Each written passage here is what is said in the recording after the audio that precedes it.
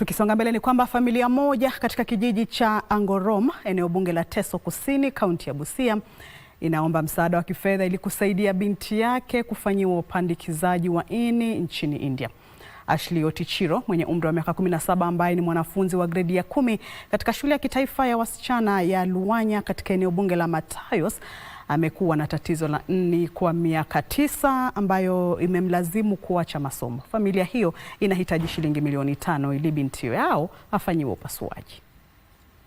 Akizungumza na shirika la utangazaji la Kenya KBC, mamaye Ashley, Linda Achieng, alisema tatizo la kiafya la Ashley Otichiro mwenye umri wa miaka 17 lilianza mwaka 2018 kabla ya kuzidi mwaka 2019 wakati alilazwa katika wodi ya wagonjwa mahututi kwa siku 4 katika hospitali ya Aga Khan mjini Kisumu. Ashley amegonjeka kwa muda mrefu kuanzia 2018 mpaka leo.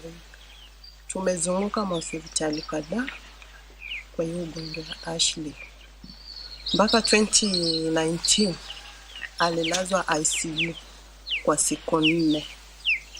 Baada ya kutoka ICU tukaenda tena ward akakaa mwezi. Nimepitia changamoto mingi.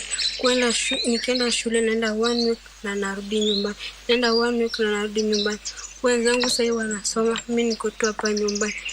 Inani affect kwa tumbo na mwili na furadi uso yangu inafura, hata saa nyingine macho haioni. Kulingana na familia, madaktari walifanya vipimo kadhaa mwaka 2025 na kumpata Ashley na tatizo la ini na kupendekeza upandikizaji haraka ili kumwokoa. Last year tumeambiwa ugonjwa wa Ashley, tulikuwa tunaambiwa ni liver infection, but itatibiwa lakini itarikava pole pole. Amewekwa tu kwa madawa hivyo kwa madawa. Imefika sasa last year tukaambiwa daktari wake ameng'ang'ana, haiwezekani. Imefikia mahali wanataka kutransplant, liver transplant.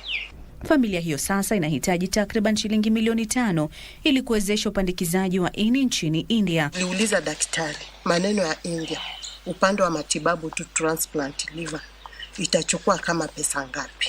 Akatuambia milioni 5. Ili tushtua ambapo sisi hatuna mbele wala nyuma. Inaniuma sana. Kila siku hadi saa nyingine silali hata usiku na nalia tu. Mimi naomba tu msaada. Mwenye atajitokeza kunisaidia nitamshukuru sana. Ashley anaomba wasamaria wema, viongozi na mashirika ya kimsaada kumsaidia katika matibabu, akielezea matumaini kuwa atapata nafuu na kurejea shuleni kutimiza ndoto zake. Ili kumsaidia Ashley, unaweza kutoa mchango wako kwa nambari ya simu ya mamake ambayo ni 0726679978.